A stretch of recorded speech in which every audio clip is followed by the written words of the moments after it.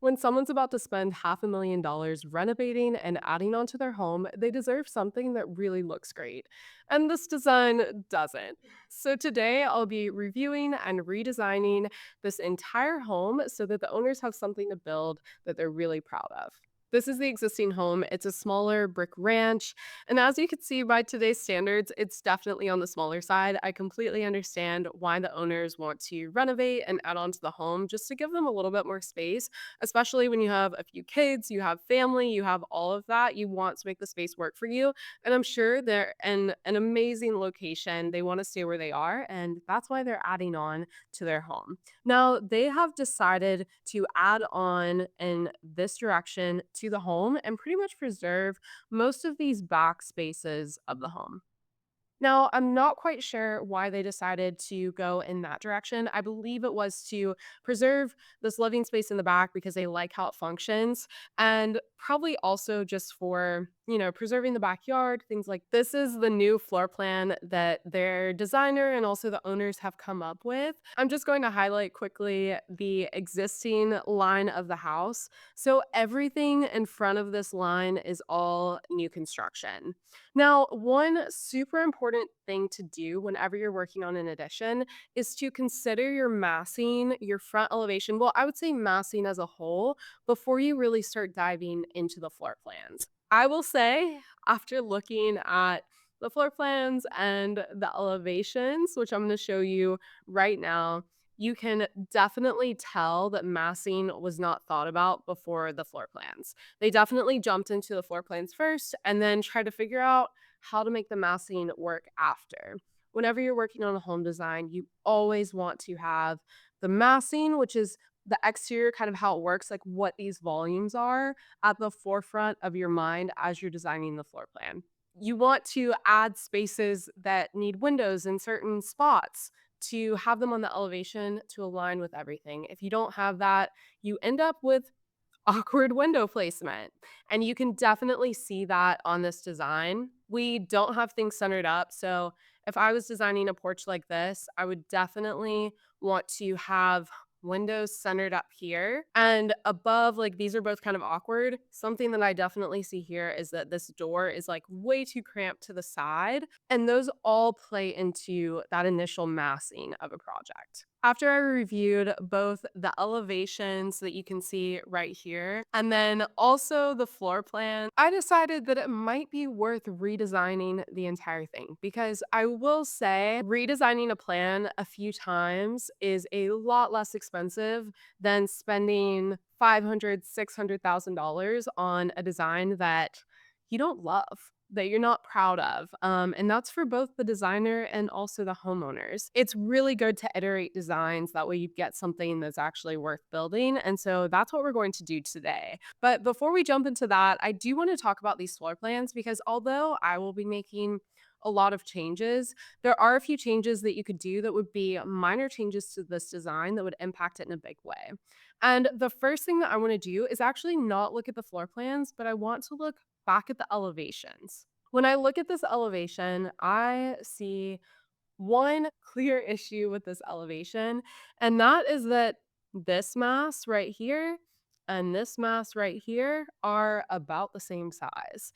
And that's a huge issue because if you want an elevation to look good, you need small elements and you need big elements. And you don't want two elements that feel about the same size. So the best way to correct that would be to make this mass smaller and then let this other mass here be the larger mass. And what that would do is by getting this roof line to come over, if, you decided to keep that roof, you have this really impactful front porch. And then this roof line comes over too. You have a little bit more options when it comes to window placement and things like that. But the only way to achieve that massing change would be to change the floor plans. When I look at this floor plan, it's actually a pretty simple change. We would just want to remove where this bathroom is right now and cut all of this space back, which I don't think the owners would be super mad about because cutting back on square footage is going to cut back their overall cost of construction and then also give them a more beautiful elevation, which I'm sure both them and their neighbors want. And for resale value, the better your home looks, the better it's going to sell. Also, this master bedroom right now is just way too wide. Whenever you have a master bedroom that has way too much square footage, it just doesn't feel good because you have to fill it with so many things. And a lot of times, those rooms are not designed in a way that you can actually break up the spaces where it looks good. So, in my opinion, I would cut that back, which is perfect because then we could move the closet over here and make a nice big walk-in closet there, and then all of this space right here could become the bathroom. So it actually works out. There's even space for his and hers, or it is his and hers in this case, closets. Super easy change, and now it's going to change the elevation in a very significant way. By cutting back all of that square footage, so I've just cut all of this off, and now this gable moves over like this. This entire roof line can move over. They wanted to keep the front porch, they could do something like that, and everything works out just so much better than to begin with. The other thing I love about making that change, we had a staircase right here, so we can move that staircase forward just a little bit. We have windows in the staircase now, and then also our front door has space around it for planters or a bench, all of that stuff, lights to really frame that entry and make it look a lot better. Everything I just mentioned was the general feedback that I gave to the owner during our one on one session, along with redesigning the kitchen because right now it's very just kind of like all over the place. So I wanted to slide this opening over, have a range wall in the back, open up this opening, have a big island. And then we decided to have a window centered here so it looked better on the elevation, a bench here, and some chairs so that they could get that breakfast nook feel that they were looking. And it really met all of their needs. But to be honest, if I were them, I would start the entire design from scratch and really reevaluate what they're doing with different spaces because I have a few more issues. And that is the fact that things just aren't proportional in this house. I see a family room here, dining, living. They're all smaller. And then I have a huge kitchen and I have this huge master bedroom over here.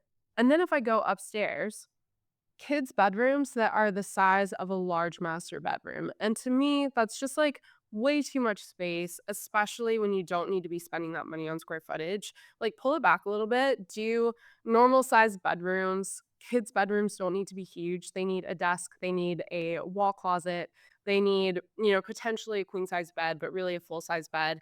And that's about it. They don't need a ton of space.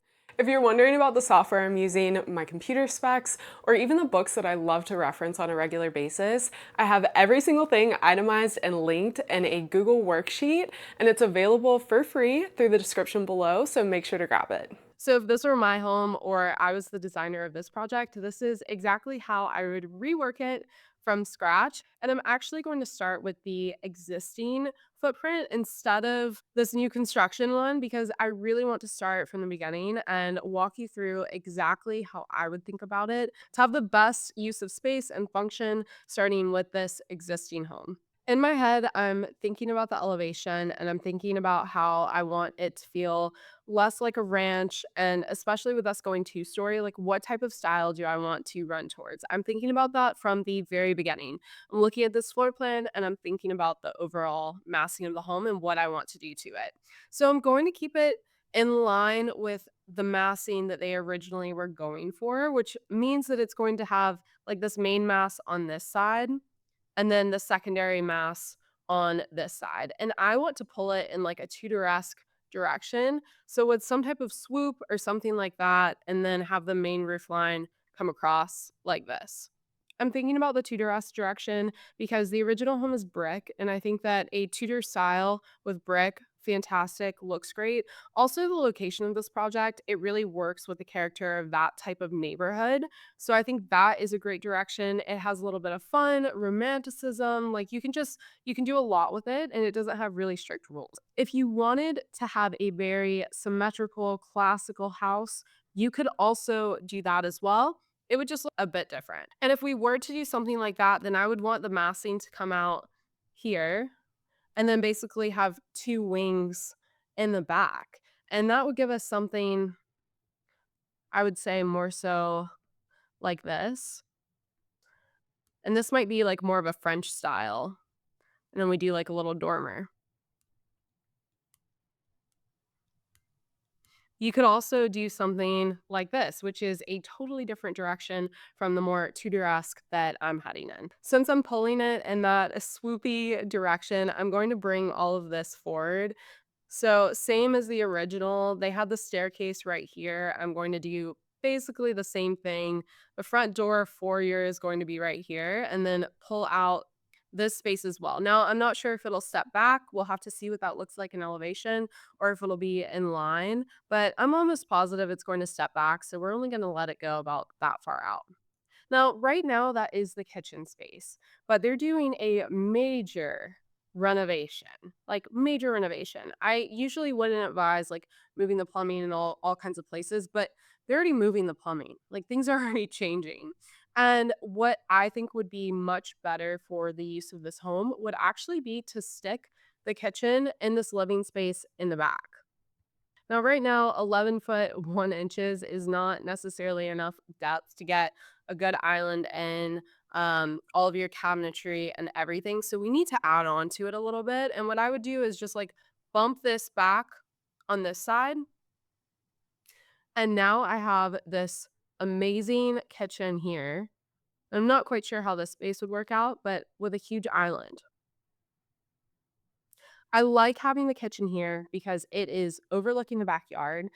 Me personally, as a parent, I would love nothing more than to be cooking dinner and being able to watch my son in the backyard playing versus the kitchen being at the front of the house and people being able to peer into your day to day life because you spend a lot of time in the kitchen. So, if I can avoid having the kitchen in the very front of the house where neighbors, people driving by, everyone can just like look into your kitchen, I'm going to. But what space I think would be beautiful at the front of the house would be the formal dining room, like a nice dining space at the front of the house. And if the owners don't really have a use for a dining space and they prefer to just use the kitchen, like this could easily become a secondary bedroom. This could become an office. It could become so many different things depending on what their specific needs are. But I'm just going to call this dining. So the kitchen is moving back here, the dining in the front. The family is staying in the center of the plan. The other thing is with this carport, I have this storage area which is under roof, and to me, it seems like a great use of space to actually enclose and make into a mudroom. So, what I'm thinking is we enclose this storage space. We have a door going in here. This is a mudroom. You could either enter into this space here, go through the kitchen, figure out exactly how you want to work those spaces. But I really love the idea of giving them a space to just like come in and drop things because in their original kitchen design, they had this drop zone right here. But to me, I don't really want a drop zone of the keys and the shoes and the bags and everything right when I walk into my kitchen. It almost like clutters the kitchen. And so if I can give that its own space and really give it a lot of storage to just throw things, then that's exactly what I want to do. We're going back over to this side of the house. We could do a closet up here, which I really like because then our bathroom, we can actually put our bathroom where this bedroom is. I don't think that it's necessary to have two guest bedrooms and the master bedroom all on the ground floor. I think it's great to have a guest bedroom that could double as an office, like optional, have the master bedroom, and then do all the additional bedrooms upstairs so that you can just kind of stick everyone upstairs. I think that that's a better use of space. I also like having the master bathroom off the back of the house with all these wonderful windows that are already here because we're just going to leave those as is. And now those windows are a bit more private. So if we have a tub, shower, vanity, all of that, we're getting in lots of natural light, but landscaping can cover it up. Your backyard is your own private space, and you're not having neighbors like peer in from the front yard. Whereas the original new design, the master bath was on the front of the house. And I just don't love both the master bedroom and also the master bath being on the front of the house and fully exposed. This space right here can turn into the bathroom because we're having a stair come across right here. Now, as soon as you walk in from the front door, let's say this is like a little porch, and then we have the front door coming in here. You walk into this beautiful foyer with the dining off to the right, and then your staircase off to your left. And also making this hallway just a little bit bigger and scooting that wall back so that you have an entry that feels like you have some space. Because again, if you are going through all the trouble of creating a renovation edition design that is as expansive as this one is, like definitely make sure your spaces don't feel cramped. You should do away with all of that feeling. And a 3-3 hall that we have right now, we want to bump that up to at least 3-6, but I would say like 4 foot minimum. We figured out pretty much the redesign of the floor plan. I didn't get into like the nitty gritty of exactly how everything will lay out, but you can kind of see how it would work. And now I'm going to jump into the elevations. And I'm drawing over the original new design just because it gives you like the correct plate height and all of that so that I can work with it from there. All right, let me just lighten this up a little bit so we can get really serious about it. This is that Tudor-esque style that I was talking about that I want to send it in the direction of.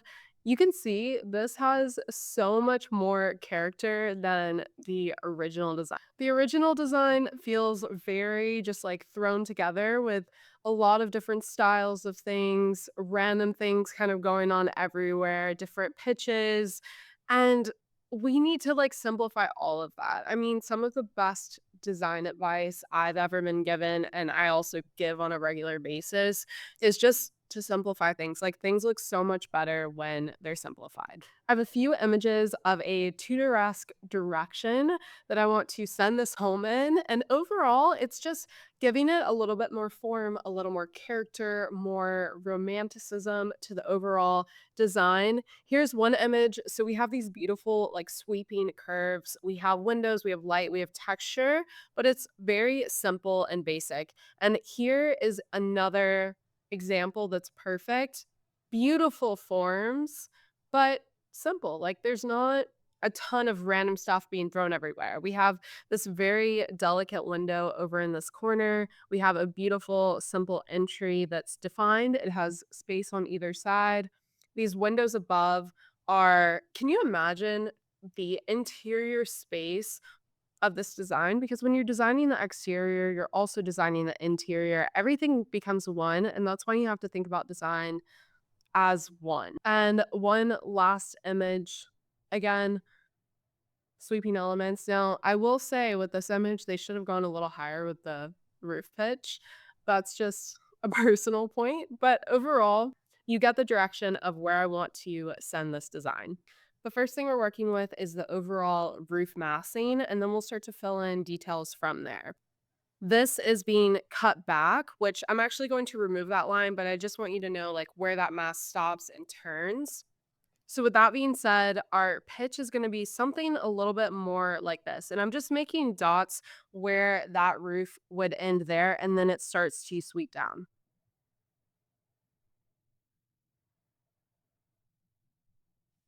That's a pretty good sweep. You can already see that this is, like, completely transformed how this home is going to look. We have a staircase behind here now, but it stepped back in my original sketch, which I wanted to do because I wanted to fall behind that main wall mass, and it's going to come up right about here, I would say. Let's make this a little smaller. And this is going to become the stair tower. And the stair tower, I want it to have a little bit more height, so a higher plate height than the rest of the home. And just a hip roof coming off of that. So I'm gonna bring this line over and down like that. And so maybe this has like taller windows here that hug this corner, which I think would be so beautiful. And this has some like really beautiful, like a cedar shake or something like that, just to bring in some texture. Already looking at this elevation, it is a totally different house than what we started with. And the big thing is because we're taking everything from being so wide and expansive and competing with each other, and we're giving the house a main element, and then we're giving the house secondary elements. Now I'm just going to mass out the rest of the home, which will be this roof line that goes across here. It's also going to have a hip roof. So this is just going to come across like this and down like that. The porch is totally going away, so we're just gonna bring that wall down. And for the carport, I want it to also have this sweep to it, so it feels like it's one with the home. and a larger column. And those columns could be existing, but we can box them out and make them a little bit larger just so they feel like they go with the house. We got the overall massing down. I'm just pulling out like some fun curve that comes out here. And then the entry, I want to do an arched entry and steps that kind of splay out to the side because you can see that like we don't have that much space on this side, but we have so much space on this side, especially because there's nothing right here and there's a closet right here. So we don't necessarily need to add windows. And that's why I'm constantly thinking about what's going on in the floor plan. Should I have put the bathroom there and had windows or done something else? But I intentionally wanted the closet there, that way we could just have a blank wall and landscape it really nicely. I'm gonna pull over that top step all the way over to here and down, and I want this to become, like, this really grand entry that's off to this side. And what that's going to do is leave me space for a planter here. I could have a lantern right here just to weigh down that side of the design, and then this could just be landscaping. This area right here has now become the dining room in my design.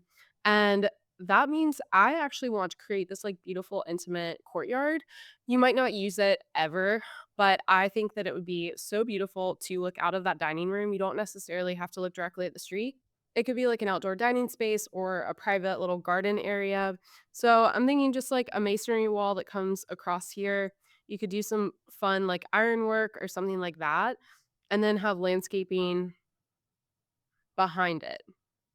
Then we could center up some beautiful French doors coming off of that space with a pergola or something like that above. Maybe this has some nice brackets and cover all of this in like a gorgeous ivy that really makes this. I want this home to feel so romantic. And I think that that would be the perfect addition to really give that feel to the home.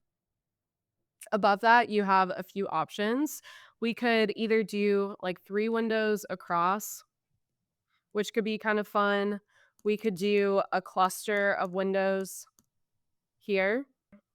Let's say that this is like a future bedroom or something like that. And then I'm going to do just a single little picture window right there. I think that will be very cute.